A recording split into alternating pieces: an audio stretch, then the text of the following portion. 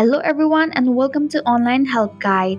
Today in this video I'm going to show you how to download or install Bet365 mobile app on Android. So without any further ado, let's dive right into it.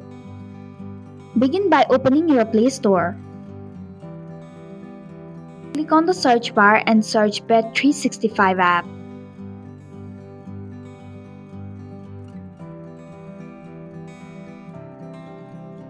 Click on the app. Tap on the install button to begin the download process. The process might take some time.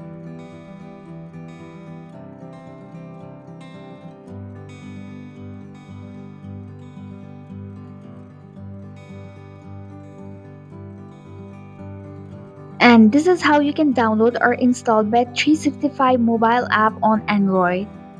Thank you for watching the online help guide. I hope this video was helpful. If it was, please hit the like button and comment if you have any questions or feedback. Also, if you are new to our channel, please subscribe and hit the bell icon so that you don't miss our upcoming videos.